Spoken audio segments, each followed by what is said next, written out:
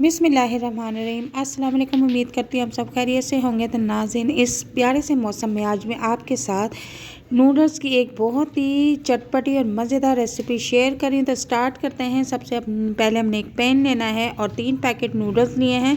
तो 3 गिलास ही मैंने पानी ऐड किया है और उसमें तीनों पैकेट नूडल्स के ओपन करके बॉयल पानी में हम ऐड कर देंगे। तो पानी में बॉईल आ चुका है और नूडल्स पकना शुरू हो चुके हैं। चम्मच की मदद से हम इसे थोड़ा सा हिलाएंगे। तो अब इसमें हम ऐड करेंगे जो नूडल्स के अंदर मसाले वाले पैकेट्स निकलते हैं। तीनों पैकेट्स हम ओपन कर लेंगे और इसमें नूडल्स में ऐड कर देंगे।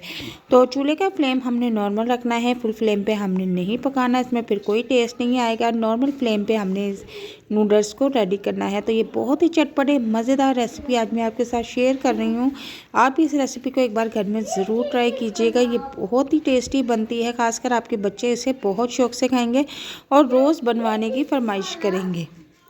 तो जनाब, अब मैं इसमें अगली चीज़ जो ऐड करूँगी वो है अंडा। 1 अदद अंडा मैं इसमें ऐड कर दूँगी। 1 से ज़्यादा अंडा आपने ऐड नहीं करना, क्योंकि फिर अंडे की बहुत ज़्यादा स्मेल आना शुरू हो जाती है।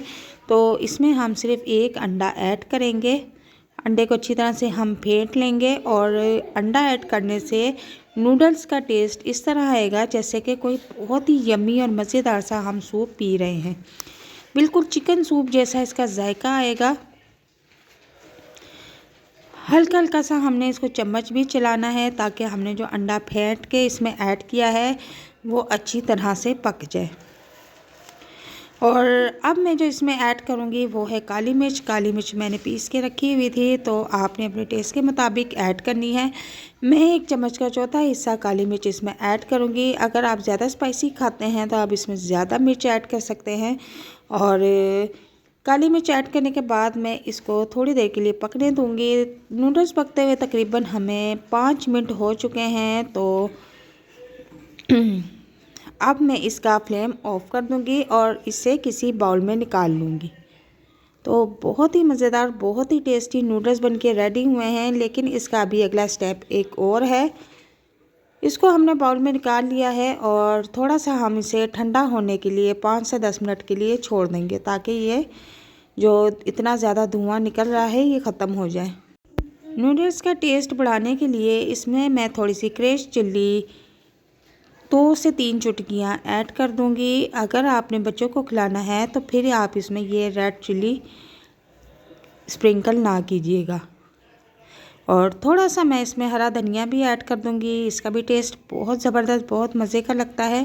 तो जनाब, 1 अंडा मैंने बॉईल किया था और उसे भी इसमें ऐड कर दिया है। और नूडल्स हमारे ठंडे हो चुके हैं और बहुत ही मज़े का, बहुत ही टेस्टी ये बनके रेडी हुआ है। आप भी इस रेसिपी को एक बार घर में ज़रूर ट्राई कीजिएगा। और अगर आपको हमारी वीडियो पसंद आती है तो कमेंट बॉक्स में मुझे ज़रूर बताइएगा। अगर आप हमारे चैनल पर नए हैं तो हमारे चैनल को ज़रूर सब्सक्राइब कीजिएगा। और नेक्स्ट वीडियो में आप कौन सी रेसिपी देखना चाहते हैं इससे हमें ज़रूर आगाह कीजिएगा।